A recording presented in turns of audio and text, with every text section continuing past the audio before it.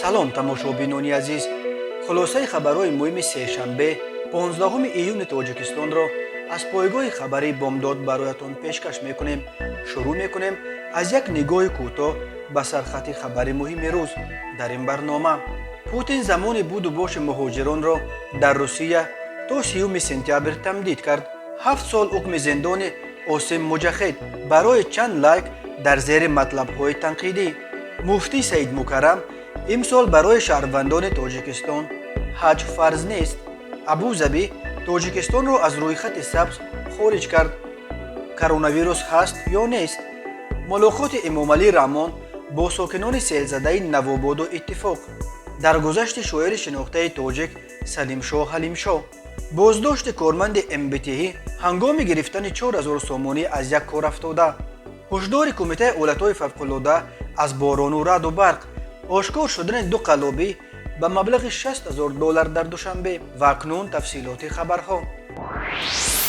президенти Русия Владимир Путин рӯзи 15 июн бо имзои як фармон муҳлати имтиёзҳо барои шаҳрвандони хориҷӣ дар даврони пандемияи коронавирус то 30 сентябр тамдид кард. матни фармони Путин дар сомонаи Кремл нашр шудааст. тибқи ин фармон муҳлати сабти номи муҳоҷирон ба таври автоматӣ то 30 сентябр тамдид шуда то поёни моҳи сентябр ҳамчунин ихроҷ ё берун кардани хориҷиён аз қаламрави Русия низ манъ карда мешавад, ба истисно онҳое ки аз маҳбас ҷавоб мешаванд ва онҳое ки барои амнияти миллии Русия хатар эҷод мекунанд. бо фармони Путин ҳамчунин ба шаҳрвандони кишварҳои узви Иттиҳоди иқтисодии Авроосиё ҳақ дода мешавад ки сарфи назар аз ҳадафи эъломкардаи сафарашон ба Русия то 31 декабр соли 2021 қарордодҳои корӣ ва шаҳрвандии ҳуқуқӣ имзо кунанд. ба шаҳрвандони дигари кишварҳо иҷозат дода мешавад ки муҳлати патенти худро то 30 сентябр тамдид кунанд. ин фармони Путин аз 16 июн ба иҷро медарояд. чанд моҳи охир мақомоти ҳифзи ҳуқуқи Русия бо итминон ба ин ки Путин дигар фармонаш дар мавриди тамдиди замони буду боши муҳоҷиронро тамдид намекунад, бо исрор талаб доштанд ки муҳоҷирон то 15 июн ё худро сабти ном кунанд ва ё тарки қаламрави Русия кунанд. бо наздик шудани 15 июн дар марказҳои сабти асноди муҳоҷирон аз ҳисоби онҳое ки мехостанд то ин муҳлат буду боши худро дар Русия қонунӣ кунанд, навбатҳои хеле бузург ба вуҷуд омад. бино ба омори вазорати корҳои дохилии Русия дар ҳоли ҳозир дар қаламрави ин кишвар беш аз 1 миллион аз шаҳрвандони кишварҳои СНГ ғайриқонунӣ кор доранд, аз ҷумла 247 000 шаҳрванди Тоҷикистон. вале мақомоти Тоҷикистон ин рақамро дар бораи шумораи муҳоҷирони тоҷики ғайриқонунӣ дар қаламрави Русияро хеле зиёдтар аз рақами воқеӣ мешуморанд. додгоҳи ноҳияи Исмоили Сомонӣ Осим Аюбзода номшаҳрванди Тоҷикистонро бар асоси моддаи 307 иловаи кодекси ҷиноятии Тоҷикистон барои тамошо кардан ва лайк мондан дар зери матлабҳои танқидӣ ба 7 соли зиндон низомаш пурзур маҳкум кардааст. ҷараёни ин мурофиаи додгоҳиро барномаи телевизионии Мурофиа сабт ва тавассути ютуб-канали Қонуни Ҷумҳурии Тоҷикистон нашр кардааст. ин видео дар сомонаи додгоҳи ноҳияи Исмоили Сомонӣ низ нашр шудааст. муаллифи барнома дар суҳбат бо Бомдод таздиқ кард ки ин видео саҳнасозӣ нест ва чунин мурофиа дар ҳақиқат баргузор шуда шаҳрванд барои лайк мондан ба 7 соли зиндон маҳкум шудааст.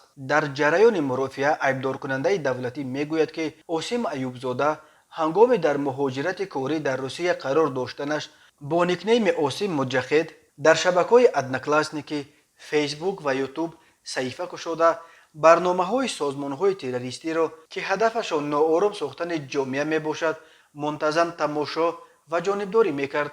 тавре дар видео дида мешавад худи Осим Аюбзода дар додгоҳ мегӯяд фикре мекард ки азбаски бо номи мустаъор вориди шабакаҳо мешавад ӯро намеёбанд.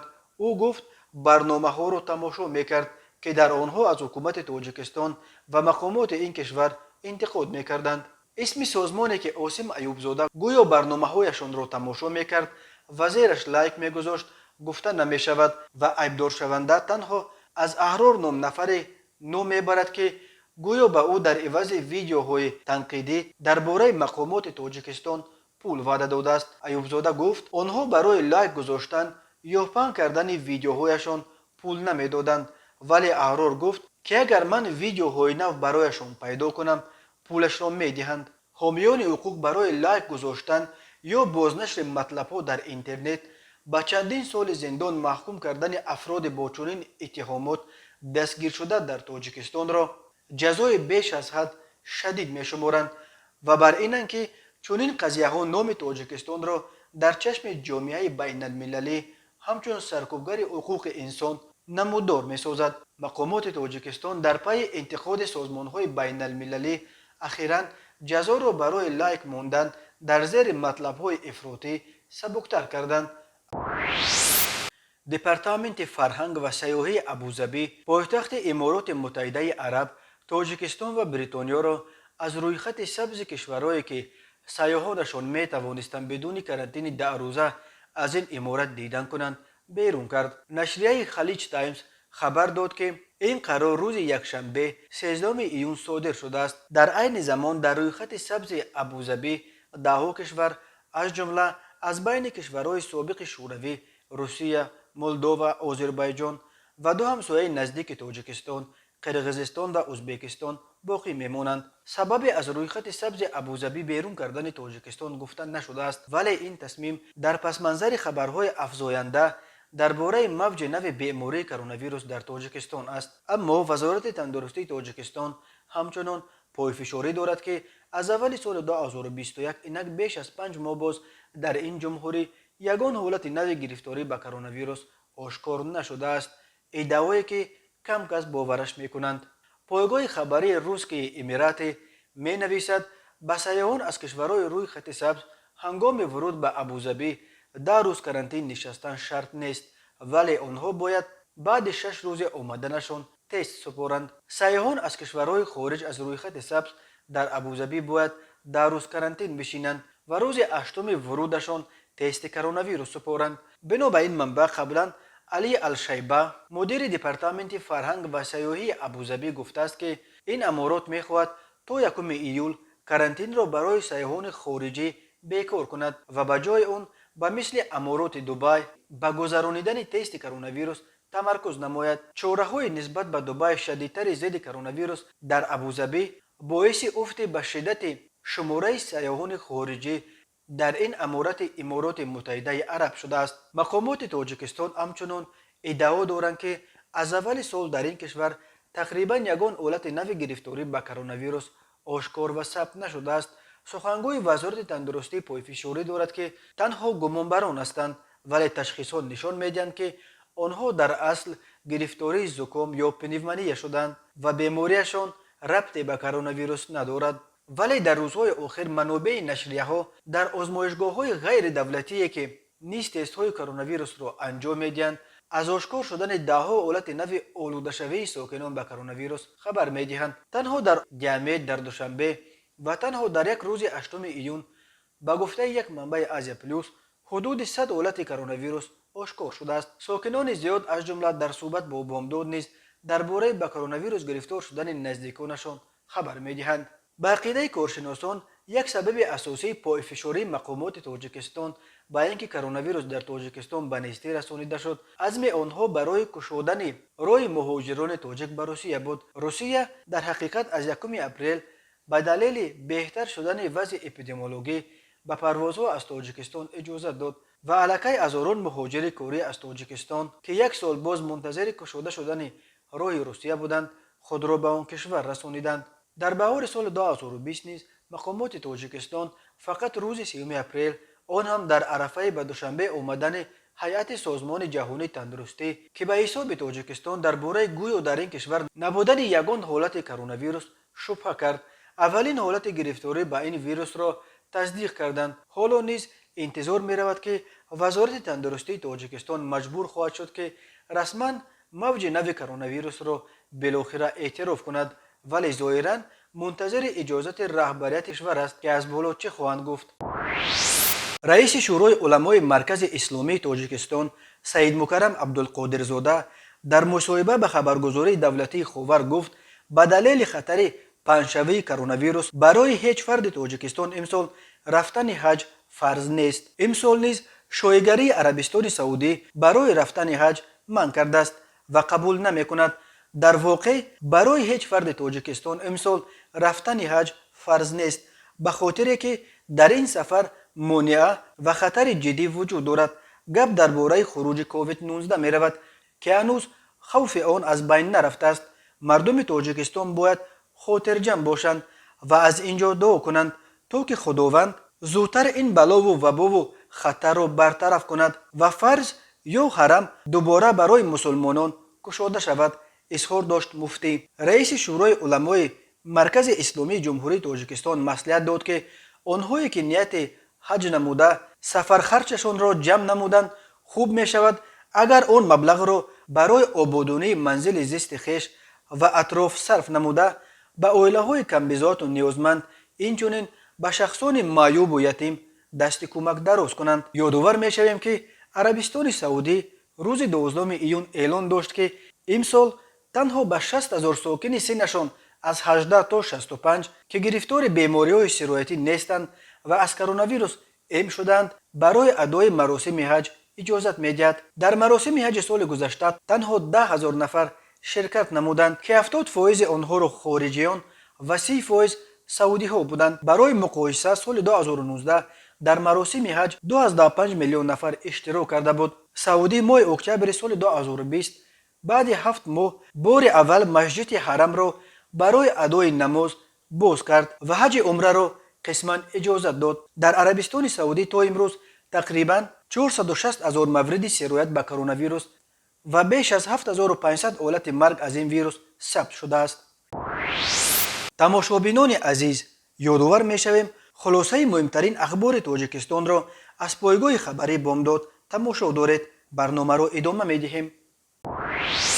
پرزیدنت تاجیکستان امامعلی رحمان روز 15 ایون در روز اول سفر کاریش به وادی وخش در دهه اتفاق دهات 20 سالگی استقلال تاجیکستان با ساکنان ضرردیده دهه‌های نویه وخش ملاقات کرده به چند عائله که منزل‌های نوشان الکی پاره ساخته شده است کلید خانه‌ها را تقدیم کرد. خدمات مطبوعات پرزیدنت گفت خانه‌های بنیاد گردیده از 3 و 4 حجرگی بوده با تمام شرایط بود و باش زندگی تامین می‌باشند. ساکنان این گوشه نویه وخش بر اثر سیل و بارشات شدید روز 11 می ضرر دیدند و مقامات آن وقت تصمیم گرفتند که برای آنهایی که خانه‌هایشان سیل زد منزل‌های نو بنیاد کنند. بنا به گزارش خدمات مطبوعات ساکنان ضرر دیده از غمخواری و کمک دستگیری‌های خاصه پیشوای ملت محترم امامعلی رحمان اظهار منتداری نموده در نزد سرور دولت وعده دادند که از یک گریبان سر برآورده در آبادی و پایداری صلح و ثبات کشور سهم مناسب خود را می‌گذارند. امامعلی رحمان روز 15 ایون همچنین با ساکنان از آفت طبیعی روز 11 می ضرر دیده دهه نوآباد نویه جامع ملاقات کرد. روز 11 می بر اثر فرو رفتن یک مساحت بزرگ زمین در نوآباد حدود 20 خانه و 100 هکتار زمین به زیر خاک رفت. مقامات برای عائله‌های ضرر دیده 20 خانه نو بنیاد می‌کنند. انتظار می‌رود ساختمان این خانه‌ها ماه ایول به انجام رسانیده شود. بنا به گزارش خدمات مطبوعات پرزیدنت ساکنان از آفت طبیعی ضرر دیده نویه عبدالرحمن جامی نیز برای تشریف به این موضع و شخصاً با خبر گردیدنشان از حال و احوال ضرر دیدگان، دستگیری مادی و معنوی مردم و غمخواری پدرانه به امامعلی رحمان اظهار منتداری کرده وعده دادند که با محنت خود آینده این موضع نوبنیاد را به یکی از مکانهای سرسبز و خرم تبدیل خواهند داد. اگنتی مبارزه با کروپسیای تاجیکستان خبر داد که تفتیش پیشکی پرونده شفقت جان حاتموف متخصص شعبه زمینساز رقم 1 به قیدگیری مال و ملک غیر MBTI در ناحیه رودکی را انجام داد. بعد تصدیق فکر عیبدارکنی به دادگاه سپرده است. حاتموف بر اساس بندهای و گه اقدامی ماده 247 کودکس جنایتی تاجیکستان به قلابی با سوء استفاده از منصب با رسانیدن ضرر جدی به شهروند عیبدار می شود. مرکز مطبوعاتی اگنتی روز 15 ایون در اطلاعیش گفت حاتموف شفقت جان گلمیرزایویچ در وظیفه متخصص شعبه زمینساز رقم 1 به قیدگیری مال و ملک غیر منقول در ناحیه رودکی کار کرده دست به جنایت قلابی زده است. چنانچه در دوره فعالیت کاریش از شهروند جهت آماده کردن شناسنامه تکنیکی و شهادتنامه به قیدگیری منزل استقامتی شهروند به 5300 سومونی طلب نموده. بعد آماده گردیدن شناسنامه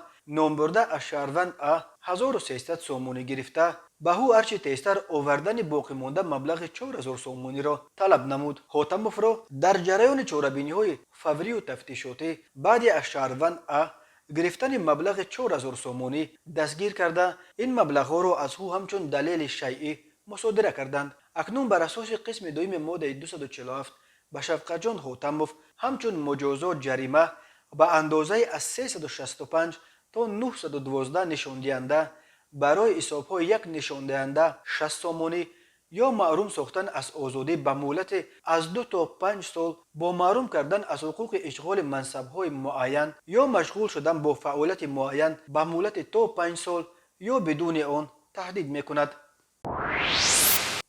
سلیم شاه علیمشاه شاعر شناخته تاجیک روز 15 ایون در سن 85 از عالم چشم پوشید. معاون رئیس اتفاق نویسندگان تاجیکستان عطا میرخواجه خبر داد که مراسم نماز جنازه مرحوم ساعت 16 برگزار می شود و استاد سلیم شاه علیمشاه را سپس در آرامگاه سر آسیا به خاک می سپارند. درباره علت مرگ شاعر چیزی گفته نشده است. سلیم شاه علیمشاه 16 فوریه سال 1936 در دهه ریوک نویه شغنان ولایت مختار کوهستان بدخشان به جهان آمده مکتب میانه را در خاروغ و سال 1960 رشته تاریخ و فیلولوژی دانشگاه دولتی تاجیکستان را ختم کرده است. سلیم شاه علیمشاه به حیث خادم ادبی و مدیر شعبه روزنامه تاجیکستان سوویتی سالهای 1960-1981 مدیر شعبه نظم و معاون سرمحرر هفته‌نامه ادبیات و صنعت سالهای 1982-1989 معاون سرمحرر هفته‌نامه پیوند سالهای 1989-1991 و هم در مقام مدیر شورای نظم اتفاق نویسندگان تاجیکستان کار کرده است. او در سالهای 60 وارد میدان ادبیات گردیده با نخستین اشعار خود کشتی انقلاب سال 1960 و راه قله ها سال 1965 به استقبال های گرم روبرو شد و سال 1965 وقتی همگی 29 سال داشت به عضویت اتفاق نویسندگان اتحاد شوروی پذیرفته شد. نمونه های اشعار سلیم شاه علیمشاه به زبان های اوکراینی، روسی، لیتوانی، آذری، چخی و غیره ترجمه و چاپ شده. خود او هم نمونه های را از آثار ادیبان جهان به تاجیکی ترجمه کرده است. خدمت‌هایش با افتخارنامه شورای عالی جمهوری شوروی سوسیالیستی تاجیکستان، عنوان افتخارنامه کارمند شایسته تاجیکستان سال 1998 و اردن دوستی سال 1997 قدرشناسی شدند. مرکز مطبوعات وزارت کارهای داخلی تاجیکستان از آشکار شدن دو مورد قلابی به مبلغ در عموم $60,000 خبر داد. یکی از گمانبر شونده ها زن ساکن پایتخت می باشد. بنا به اطلاع وزارت کارهای داخلی به شعبه وزارت کارهای داخلی دوی در ناحیه سینا با عریضه مرد 29 ساله ساکن ناحیه مذکور مراجعت نموده است که روز 12 می سال 2021 در نزد بنای اداره نتریالی در کوچه نصرت الله مخصوم زن 40 ساله ساکن ناحیه سینا با راه فریب به باوریش در آمده از خو $800 امریکایی و یک عدد ماشین تمغه تایوتا کارولا را به مبلغ $24,500 نرخگذاری کرده گرفته وعده داده است که پس از 2 ماه مبلغ را برمیگرداند. اما میگوید دعواگر این زن پول او را تا حال برنگردانیده است. اینچنین هنگام گذرانیدن چاره‌بینی‌های اپراتیوی جستجویی از جانب کارمندان میلیسیا مرد 31 ساله ساکن شهر دوشنبه با گمان صادر نمودن کردارهای قلابی دستگیر شد. وزارت کارهای داخلی گفت این شهروند به آن گمان برمی شود که تخمینا ماه‌های می سال 2017 در کوچه قوارو پایتخت با راه فریب به باوری مرد 41 ساله ساکن جماعت به نام همروبای و شهر کانه بادام در آمده است و از او $35,000 گرفته به منفعت شخصیش صرف نموده است. وزارت کارهای داخلی گفت نسبت به گمانبر شونده پرونده جنایتی گشودند. کمیته ایالت‌های فوق‌العاده تاجیکستان با تکیه به معلومات اگنسی هواشناسی هشدار داد که روزهای نزدیک بخصوص در ساعت‌های شبانگاهی و صبحگاهی дар баъзе минтақаҳои кӯҳистон ва доманакӯҳҳои ноҳияи тобеи марказ ва қисмати ғарбии вилояти мухтори кӯҳистони Бадахшон боронҳои шадид ва раъду барқ пешбинӣ карда мешавад.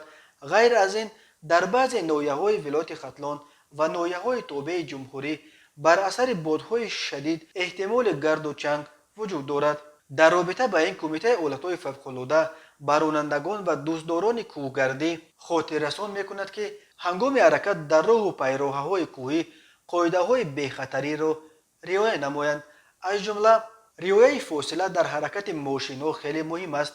дар ин гуна обу ҳаво резиши санг ва омадани селҳо дар минтақаҳои мухталиф имкон дорад, ҳушдор додааст Кумитаи ҳолатҳои фавқулода. бо мақсади пешгирӣ аз тағйири авзои гирифторони бемориҳои дилу раг, қанд ва ғайра, Кумитаи ҳолатҳои фавқулода хостааст, то чунин беморон дар ин чанд рӯзи оянда бештар мутаваҷҷиҳи вазъи саломатии худ бошанд. ҳамеша бо худ доруҳои заруриро дошта ва тавсияҳои духторонро дар ин гуна ҳолатҳо ҷиддан риоя намоянд, тавсия додааст Кумитаи ҳолатҳои фавқулода ба чунин беморон. тамошобинони азиз, ин буд муруре ба хулосаи чанд хабари муҳими рӯзи 15 июни Тоҷикистон. хабару гузоришҳои бештар аз Тоҷикистон ва дар бораи Тоҷикистонро дар сомонаи пойгоҳи хабари Бомдод пайгирӣ намоед. www.bomdod.com. хуш бошед.